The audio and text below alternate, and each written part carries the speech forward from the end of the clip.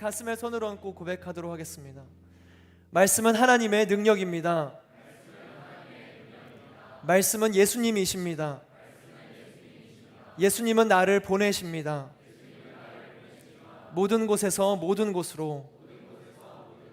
함께 기도하겠습니다. 사랑하는 주님, 성령의 조명하심 따라 말씀을 보고 깨닫게 하여 주옵소서. 그리고 깨달은 말씀대로 살아갈 수 있도록 성령님 우리의 삶을 인도하여 주옵소서. 예수님의 이름으로 기도드립니다. 아멘. 오순절 성령 강림 이후로 초대교회 성도들은 하나가 되었습니다. 아나니아와 이 삽비라의 죽음은 충격적인 사건입니다. 왜 이 사건을 하나님께서는 허락하셨고 하나님께서는 이 일을 통해서 무엇을 알려주고자 하셨을까? 오늘 우리가 나눌 핵심 주제는 하나님 앞에서의 진실함입니다. 하나님 앞에서.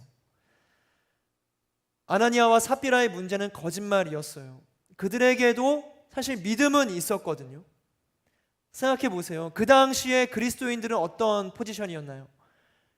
베드로의 삶만 봐도 신문당하고 잡혀가고 억압당하고, 그리고 예수님께서 부활하셨음에도 불구하고 예수의 이름으로 말하지 말라라고 핍박하는, 박해받는 그때가 그리스도인들의 위치였습니다. 그런데 아나니아와 삽비라는 어디에 있었어요? 교회에 있었어요. 그리스도인이었습니다.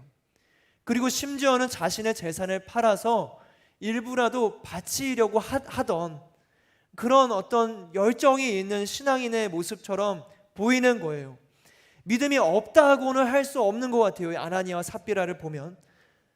그러나 이 아나니아와 삽비라의 믿음은 단순한 종교적인 믿음, 율법적인 믿음, 내가 해야지 받을 수 있지 않을까라는 억압에서 오는 피상적인 믿음이었습니다. 교회에는 다니지만 진심으로 드리지 못하는 그런 믿음이요. 아나니아와 삽비라는 굳이 왜 거짓말을 했을까? 일부를 냈다면 일부를 냈다고 하기만 하면 되는 건데 왜 전부인 척 속이려고 했을까? 너무나 궁금했었는데 이 말씀 전 사도행전 4장 이 마지막에 언급되는 바나바를 보면은 그 대답처럼 보이거든요.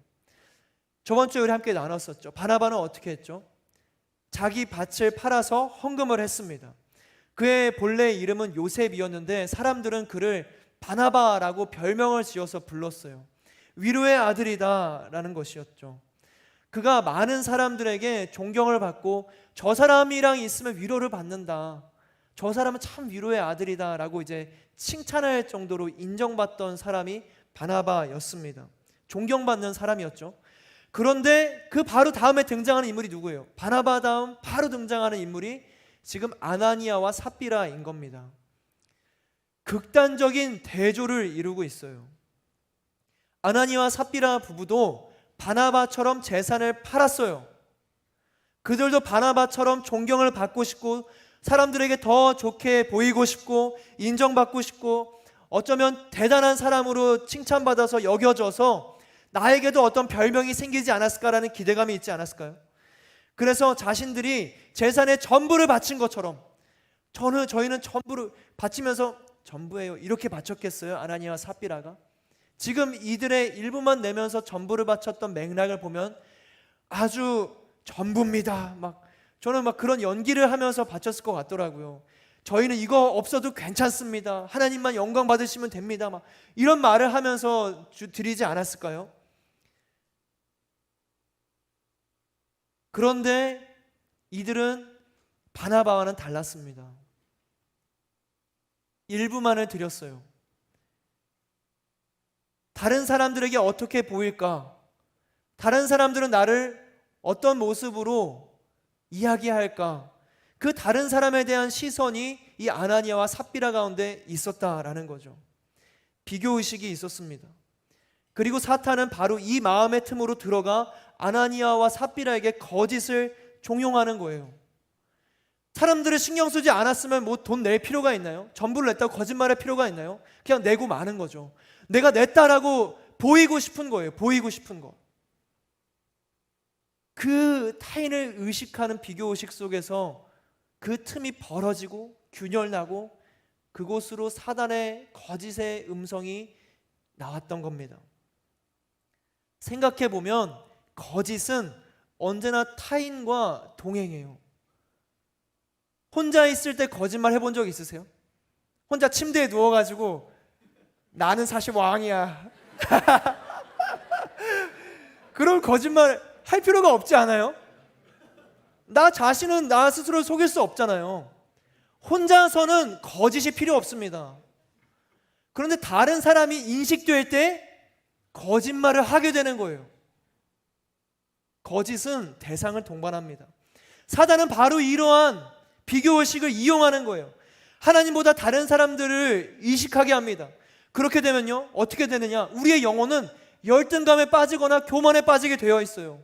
저 사람을 보면서 나는 이게 부족한 데가 발견되고, 혹은 저 사람을 보면서 나는 저 사람보다 이게 많은 데가 발견되게 되는 겁니다. 다른 사람을 기준으로 나를 비교해가면서 스스로를 평가하다 보면은 무너지게 되어 있어요. 이것은 결코 하나님께서 원하시는 시선이 아닙니다. 비교의식은 경쟁의식을 일으키고, 경쟁의식은 이기심을, 시기심을, 이 시기심은 위선과 속임수를 만들고, 이 위선과 속임수는 거짓으로 이어져서 하나님 앞에서 범죄하게 만드는 거죠. 우리는 얼마나 스스로를 다른 사람들 앞에 두나요? 타인이 나를 어떻게 볼 것인가? 나라는 사람이 어떻게 평가될 것인가? 내가 이 행동을 했을 때 나의 이미지는 어떻게 될 것인가? 끊임없이 비교하면서 자신을 봅니다. 사랑하는 우리 하늘 여러분, 타인을 우리의 평가의 기준으로 삼지 않기를 주님의 이름으로 축복합니다. 타인으로 자신을 평가하는 모든 시험이 끊어지기를 주님의 이름으로 축복합니다. 이 시선에서 벗어나야 되는 거예요. 물론 공동체로 창조된 우리는 다른 사람들과의 관계성이 필수입니다. 저는 그런 생각 많이 하거든요. 내가 내 얼굴을 평생토록 직시할 수 없겠구나. 생각해 보세요. 우리가 이제 거울을 본다고 하는 거예요. 거울을 보면 나를 보는 것 같지만 사실 왜곡된 거잖아요. 반대로 다른 사람이 나를 보는 것과는 좌우가 반대로 된 모습을 나는 보는 겁니다. 어떻게 해도 내 모습을 내가 직접 볼 수는 없어요. 물론 이제 카메라로 찍어서 좌우대칭 클릭해가지고 뭐 그런 식으로는 볼 수 있지만 그 모습은 사실 2D의 모습이잖아요. 이게 다른 사람 보는 것처럼 나 스스로를 절대 볼 수가 없는 거예요.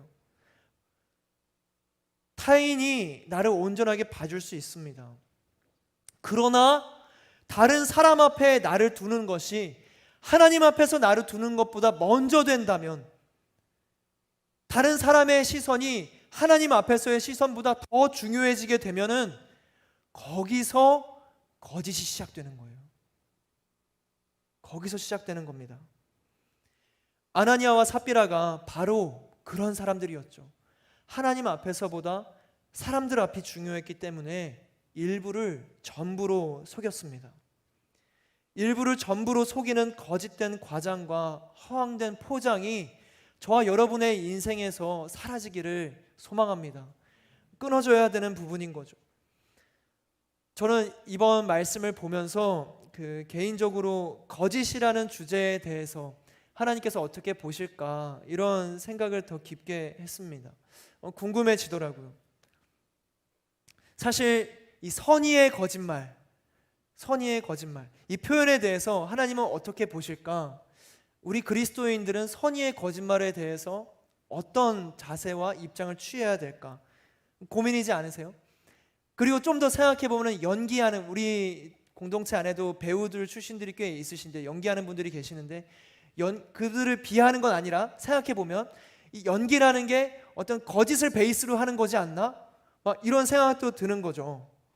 그렇지 않나요? 내가 아닌 다른 사람인 척 하는 것이 연기니까. 그리고 때로 이제 서프라이즈 이벤트나 장난치는 것을 보면은 어떤 이제 실제가 아닌 것으로 속여서 이제 서프라이즈 하는 거잖아요. 너 생일인 거 모르고 막 그냥 와봐. 근데 짜잔, 너 생일인 거 사실 알았지롱. 거짓말이잖아요. 알았잖아요. 그 우리는 서프라이즈 하면 안 되는 거 아닌가? 이 모든 것들을 다 배제하는 것이 우리 크리스찬이어의 삶이어야 하는가? 이제 복잡한 거예요. 그래서 이번 기회에 거짓을 한번 정리해보자, 이런 각오를 하고 좀 정리를 해봤어요. 다 얘기할 수 없지만, 자, 이런 여러 가지 정리해보자는 각오로 여러 묵상들을 해봤습니다. 성경에서 찾아봤는데 이상하다 싶은 두 가지 사건을 발견했어요. 첫 번째, 모세 시대에 바로 왕이 있었죠. 바로 왕은 히브리의 남자 아이들이 태어나면 다 죽이라고 했습니다. 그런데 히브리 산파들은 남자 아이들을 다 살려줬어요. 그래서 이후에 바로가 히브리 산파들을 추궁합니다. 남자 아이들 어떻게 됐느냐 하니까 이 산파들이 뭐라 그랬는지 아세요? 히브리 여인들이 너무 건강해서 저희들이 도착하기도 전에 애를 낳아버리는 바람에 어쩔 수가 없었습니다. 손쓸도리가 없었습니다 라고 거짓말을 해요. 놀랍지 않나요? 그렇게 태어난 사람이 모세였습니다.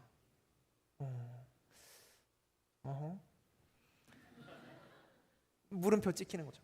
두 번째 사건, 여호수아의 시대 때에 이제 여호수아가 가나안으로 정탐꾼을 보냅니다. 근데 이제 그곳에 성벽에 숨어 있게 되거든요. 근데 라합이라는 한 여인이 이 정탐꾼들을 숨겨줍니다. 그리고 이제 와서 정탐꾼들 다 어디 갔냐 묻거든요. 근데 라합이 말하는 거예요. 정탐꾼들이 집에서 나갔습니다. 여기 있지 않습니다. 집에 있는데 다 나갔습니다. 그렇게 거짓말을 해서 정탐꾼들이 삽니다. 야호. 그리고 이 행위가 이스라엘의 하나님을 믿는 의로운 믿음으로 여겨지거든요. 라합의 믿음이다. 그래서 라합은 어떻게 되느냐? 예수님의 족보에 이름이 오르는 영예까지 앉습니다. 어떻게요? 정탐꾼이 집에 있는데도 불구하고 숨겨주고 없다라고 한 그 사건으로 인해. 다 헷갈리죠? 이게 어떻게 된 건가? 성경 속 거짓말을 했던 사건들이 오히려 축복과 의로움의 사건이 되다니. 그러면 우린 거짓말을 해도 되는 건가? 거짓말은 용인하신다는 건가? 이러다가도 이제 다른 사건들과 말씀들을 한번 주목해 봤습니다. 아담과 하와의 때죠. 아담과 하와가 에덴에서 선악과 사건을 겪었을 때 그 시작점이 언제였나요? 뱀의 거짓말을 들었을 때였거든요. 뱀의 거짓말에서 이 모든 죄악은 시작되었습니다. 인간의 고통은 사단의 거짓말에서 시작됐어요.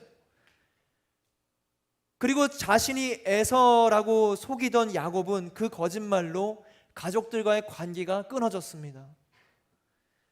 그리고 거짓 선지자들의 말은 이스라엘을 파멸로 이끌었습니다. 그리고 오늘 이번 달 하늘길인 고린도 전후서의 말씀을 보면 고린도 교회에 있었던 거짓 교사들을 경계하라는 말씀을 계속 전하거든요. 여호수아 때 아간은 전쟁 중에 몰래 거짓으로 물건을 숨기고 죽임을 당합니다. 그리고 오늘의 아나니아와 삽비라도 일부를 전부라고 속여서 죽임을 당합니다. 거짓말은 확실히 사단의 일인 거예요. 말씀들을 보면. 그리고 위에 말씀 보면은 거짓의 아비, 사단을 거짓의 아비라고 하거든요. 자, 이 성경 속 사건들을 나열하다 보니까 무엇이 중요한가가 체크가 되더라고요. 하나님 앞에서가 중요하다. 하나님 앞에서. 무엇이 선의의 거짓말이고 그 거짓말이 가능하고 말고를 판단하고 가르는 것은 중요하지 않습니다. 중요한 건 무엇인가? 내가 하나님 앞에 있느냐? 그것이 중요한 거예요. 내가 하나님을 인식하고 하나님 보시기에 지금 이 행동이 어떤 것인가? 내가 임재를 의식하고 있는가? 주님 앞에서 나의 존재를 내가 바라보고 있는가? 그거를 인식하는 것이 중요하다라는 겁니다. 히브리 산파와 라합은 하나님 앞에 서 있었습니다. 하나님을 믿는 믿음이 있었어요. 그래서 하나님을 믿는 그 믿음으로 하나님을 위해서 위협을 무릅썼습니다. 생명을 바쳐서 생명을 지켜냈어요. 히브리 산파가 바로왕 앞에서 거짓말이 들통나면 어떻게 되겠어요? 죽임을 당하는 거거든요. 라합 때도 어떤가요? 그 가난한 수많은 장대같이 키 큰 그 거인 같은 사람들에게 거짓말을 했다가 만약에 들통나고 잡히면은 죽임을 당할 게 뻔한 거거든요. 그런데 이 히브리 산파와 라합은 하나님께서 무엇을 원하시는가 그 초점 앞에 있었고, 자신의 생명이 죽임을 당할 것을 각오하고 하나님을 위합니다. 하나님 앞에 서 있었어요. 그들의 마음에는 어떤 개인적인 욕심, 아나니아와 삽비라와 같은 비교의식, 자신의 유익을 위한 그 어떤 것도 없었습니다. 그저 생명을 위한 순전한 사랑, 하나님의 백성을 위한 온전한 충성. 그들은 하나님 앞에 있었습니다. 하나님 앞에. 아담과 하와는요, 야곱과 거짓 선지자들은요, 아간과 아나니아와 삽비라는요, 그들이 거짓말을 행했던 이유에 하나님이 있었나요? 전혀 없었거든요. 그들의 거짓에는 자신밖에 없었습니다. 일부를 전부라고 속이는 그들은 하나님 앞에 서 있지 않았고, 하나님 앞에서의 어떤 경외심이나 두려움이 없었어요. 오히려 사람들 앞에서 비춰지는 자신의 모습이 어떨지 걱정했거든요. 자신의 탐욕에 충실했습니다. 하나님께서 이것을 어떻게 보실 것인가, 그 시선이 중요하지 않았던 거예요. 그래서 선악과를 먹었고, 그래서 아간은 전쟁 중에 물건을 훔쳤고, 그래서 야곱은 자신을 에서라고 속였고, 아나니아 삽비라도 마찬가지로 전부를 일부라고 속였습니다. 누구를 위해서요? 자신을 위해서요. 누구 앞에서요? 사람들 앞에서. 사랑하는 우리 하늘 여러분, 저와 여러분은 하나님 앞에서 어떤 존재이신가요? 하나님 앞에서. 사람들 말고요.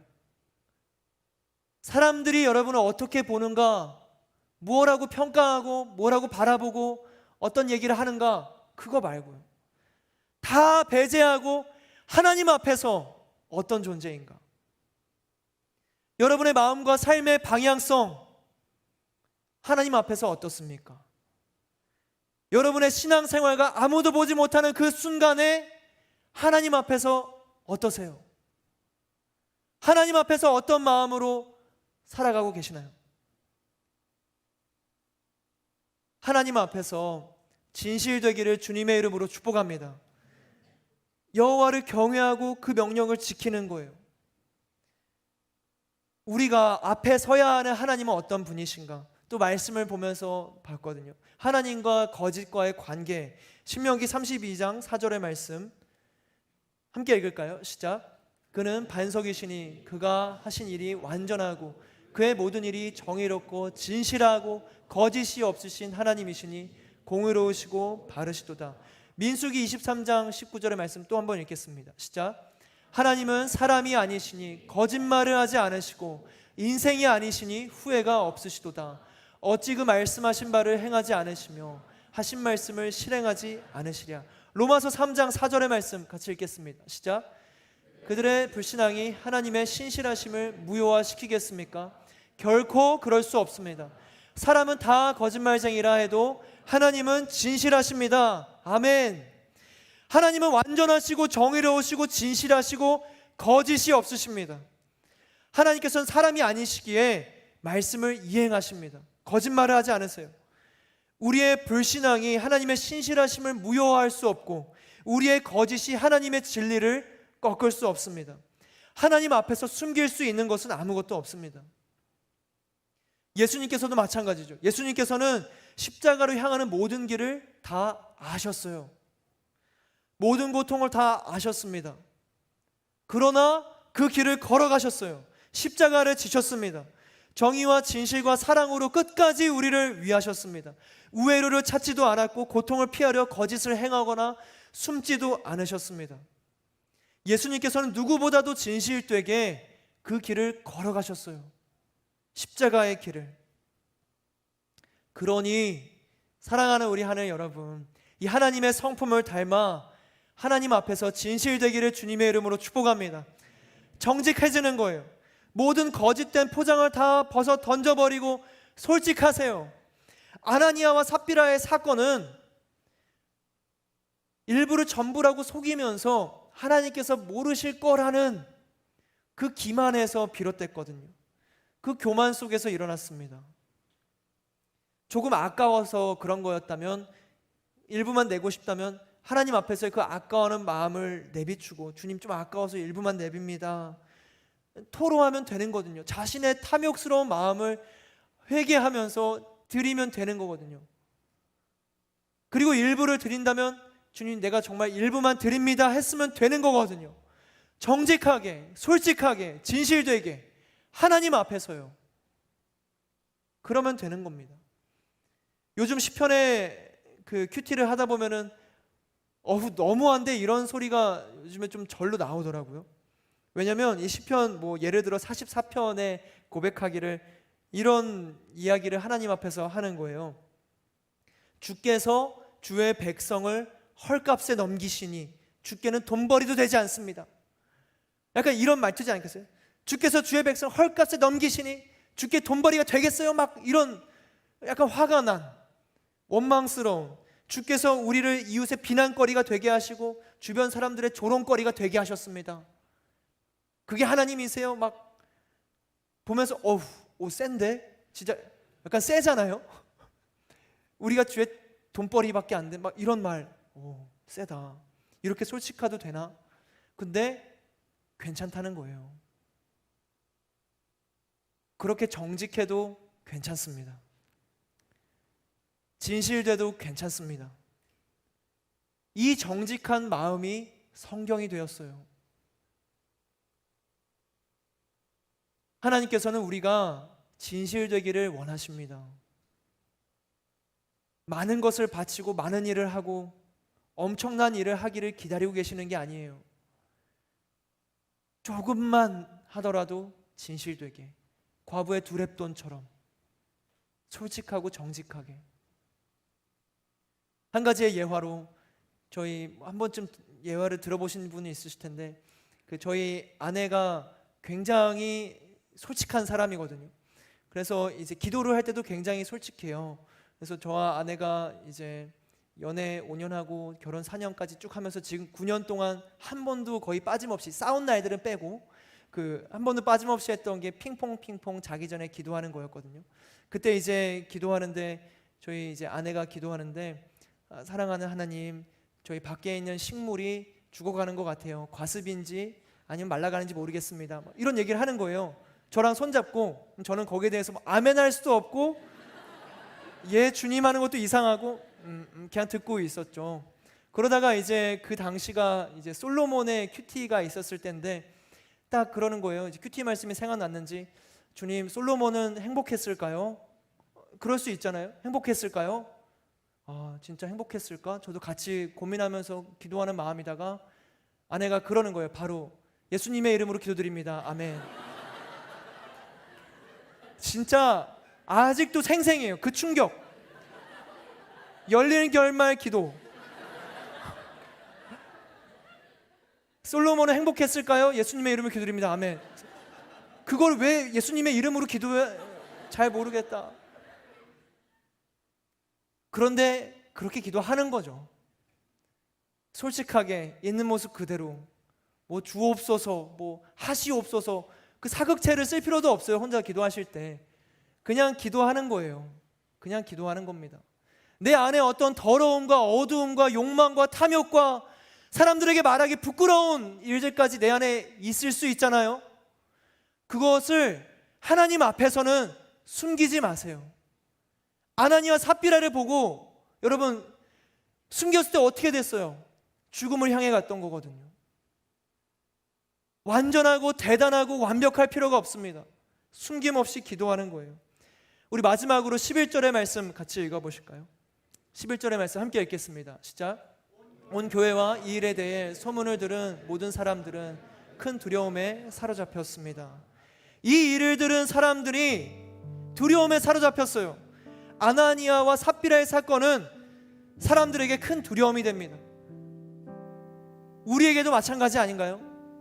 너무나 두려운 일이에요. 남의 얘기가 아닐 수 있는 겁니다. 하나님 앞에 선다는 것은 두려운 겁니다. 두려운 일이에요. 우리는 때로 사랑과 자비와 용서의 하나님만을 구하고 바라지만 하나님 앞에 선다라는 건 두려운 겁니다. 떨리는 거예요. 모세가 그 불타는 떨기나무 아래 갔을 때 하나님께서 뭐라고 말씀하시나요? 내 발에서 신을 벗으라. 우리의 더럽게 이 세상 가운데 때 묻었던 모든 신발들을 벗어 던져버리고 어떻게든 정결하고 깨끗하게 두려운 마음으로 엎드려져서 주님 앞에 나아가는 것, 그것이 예배입니다. 그것이 하나님을 사랑하는 겁니다. 경외함, 두려움, 감히 쳐다볼 수 없는 그 영광의 빛을 향해 가는 그게 피조물의 자세이죠. 하나님 앞에서 두려워하며 경외할 수 있는 저와 여러분 되기를 주님의 이름으로 축복합니다. 오늘 하나님께서 우리 가운데 암송하게 해주신 그 전도서 12장 13절의 말씀이 너무나 또 일치되고 귀한 것 같아요. 일의 결국을 다 들었으니, 아나니아와 삽비라의 이 마지막을 우리가 다 듣고 이 결국에 이 결론 지점 우리가 봤으니 우리가 해야 되는 것은 무엇인가? 하나님을 경외하고 그의 명령들을 지킬지어다. 이것이 사람의 본분이니라. 이것이 사람의 본분입니다. 하나님을 경외하는 것, 사람들 앞에서의 시선을 신경 쓰고 비교하며 재고 따지고 계산하고 마치 내 일부러 전부인 마냥 부풀리고 과장하고 포장하는 것이 아니라 하나님 앞에서 주님만을 의식하며 주님의 살아계신만을 바라보면서 내 전부를 전부라고 바치는 것, 내 일부를 드릴 때도 일부입니다 안타까워하는 마음으로 바치는 것, 그렇게 하나님께서 나를 사랑하시고 돌봐주시고 받아주시며 함께 하시는 분이시다, 그 하나님이 나의 하나님이다라는 그 경외함, 하나님을 경외하라, 그리고 그의 명령들을 지킬지어다. 이것이 모든 사람의 본분이니라. 우리 함께 찬양하며 기도하도록 하겠습니다. 주의 아름다움이라는 찬양인데요, 이 찬양의 고백이 저와 여러분 모두의 마음의 고백이 되기를 소망합니다. 우리 함께 찬양하며 나아가겠습니다.